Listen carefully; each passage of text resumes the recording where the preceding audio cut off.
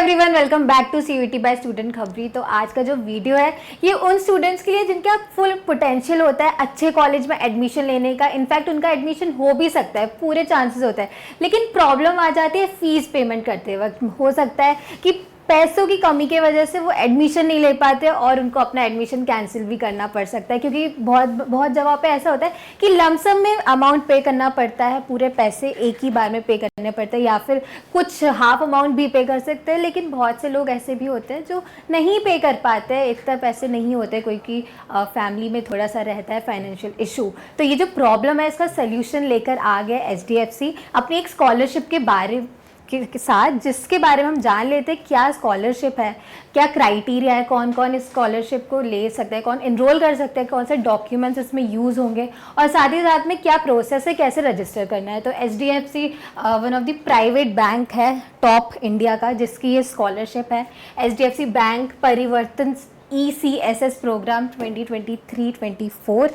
तो जान लेते हैं क्या एलिजिबिलिटी है। तो सबसे पहले pursuing under graduation in a recognised university या कॉलेज। अगर आप एक नोन यूनिवर्सिटी या कॉलेज में पढ़ रहे हो तो आप एलिजिबल हो।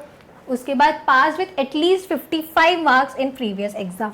बहुत ज़्यादा इंपॉर्टेंट है ये चीज़ कि अगर आपके 55% मार्क्स है आपके पहले जो भी आपने एग्ज़ाम दिया है तो ही आप इसमें एलिजिबल हो। और एनुअल फैमिली इनकम यहाँ पे अगर 2.5 लाख पर एनम से कम है, और आप अगर इंडियन नेशनैलिटी के हो, अगर आप इंडियन हो और आपकी फैमिली इनकम जो है वो 2.5 लाख पर एनम से कम है तो भी आप एलिजिबल इसमें हैं।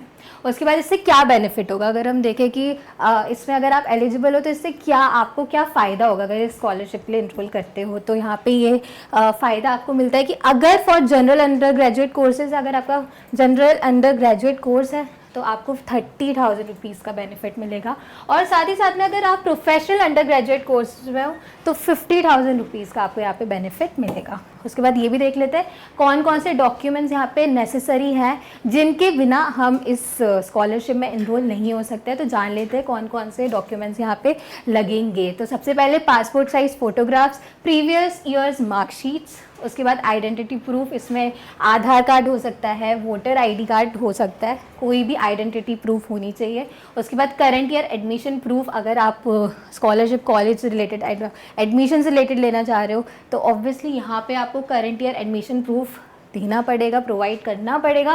और वो फॉर्म किस फॉर्म में हो सकता है, जैसे कि फ़ी रिसिप्ट हो सकता है, एडमिशन लेटर हो सकता है, इंस्टीट्यूशन आईडी कार्ड हो सकता है, बोनाफाइड सर्टिफिकेट हो सकता है, लेकिन ये याद रखना है कि ये 2023 to 24 का होना चाहिए। उसके बाद एप्लीकेशन बैंक पासबुक हो गया या फिर कैंसल्ड चेक। तो ये सारे जो डॉक्यूमेंट्स हैं ये होने चाहिए। उसके बाद इसमें इनरोल होने के लिए बहुत ज़्यादा इम्पॉर्टेंट जो चीज़ है डॉक्यूमेंट्स के साथ साथ वो है इनकम प्रूफ। इनकम प्रूफ देखने के बाद ही पूरा श्योर किया जाएगा कि आप इस स्कॉलरशिप में इनरोल हो सकते हो कि नहीं। तो income proof, any of the 3 proofs, इनमें से कोई भी, जो 3 है इनमें से कोई भी प्रूफ आप प्रोवाइड कर सकते हैं, कोई भी आप सबमिट कर सकते हो। चाहे वो हो गया income proof issued by gram panchayat, ward councillor या सरपंच, अगर इनमें से कोई भी एक इनकम प्रूफ इशू कर देते हैं तो आप सबमिट कर सकते हो, या फिर income proof issued by SDM, DM, CO, तहसीलदार, या फिर अगर ये भी नहीं हो सकता है तो एफिड डेफिड। तो ये 3 हैं जिनमें से आप कोई भी एक यूज़ करके as a proof income proof दे सकते हो। उसके साथ 30 सितंबर लास्ट डेट है, डेडलाइन है 30 सितंबर 2023।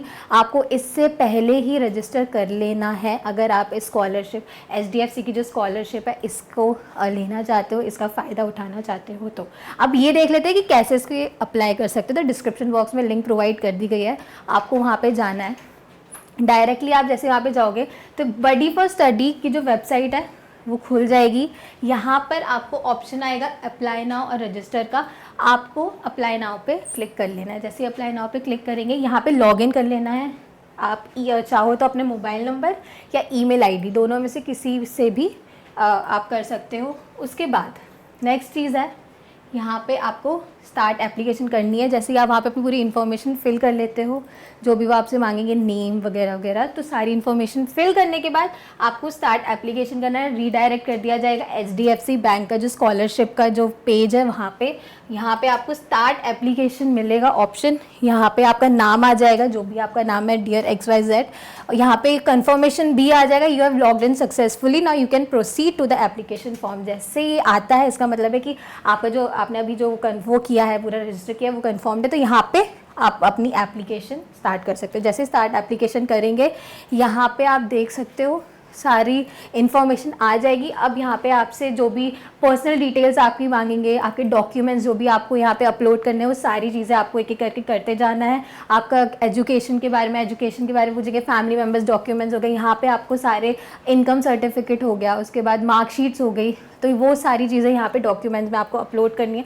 उसके बाद आपको अपनी बैंक डिटेल डाल देनी है और सारी इन्फॉर्मेशन आपसे रिलेटेड ही यहाँ पे मांगी जाएगी। तो वो सारी प्रूफ्स के साथ यहाँ पे आपको अपलोड करते जाना है। उसके बाद यहाँ पे कुछ टर्म्स एंड कंडीशंस आ जाएंगे, प्रीव्यू ऑप्शन आ जाएगा, यहाँ पे आप प्रीव्यू देख सकते हैं। प्रीव्यू करने से यहाँ पे आपको सारा एक बार टर्म्स एंड कंडीशन अच्छे से रीड कर लेना है कि वो क्या बता रहे हैं, क्या क्या इन्फॉर्मेशन है, क्योंकि ये बहुत ज़्यादा इंपॉर्टेंट हो जाता है, इसे इग्नोर नहीं करना है। उसके बाद सारे टिक करने के बाद आप यहाँ पे प्रीव्यू जैसे ही करोगे तो आपकी जो एप्लीकेशन फॉर्म है वो सबमिट हो जाएगा। उसके बाद जो HDFC बैंक का जो स्कॉलरशिप स्कीम है वो चेक करेंगे आपके पूरे डॉक्यूमेंटेशंस, और अगर उनको लगेगा कि आप इसके लिए हो एप्लीकेबल है, आप इसमें कर सकते हो, आपको स्कॉलरशिप फिर मिल जाएगी, वो उनके ऊपर डिपेंड करेगा। तो इस तरीके से आप यहाँ पे अप्लाई कर सकते हो। डिस्क्रिप्शन बॉक्स में लिंक प्रोवाइड कर दी गई, जाकर इसका यूज़ करके चेक कर लो और अपनी एप्लीकेशन फॉर्म को फिल कर लो। तो अगर आप ऐसे ही आप और इन्फॉर्मेशन चाहते हो स्कॉलरशिप के बारे में, कॉलेजेस के बारे में या CUET से रिगार्डिंग, तो आपको पता ही है क्या करना है। Do not forget to like, share and subscribe CUET by Student Khabri. I hope you like this video. For more such videos, keep watching our channel. And do not forget to like, share and subscribe.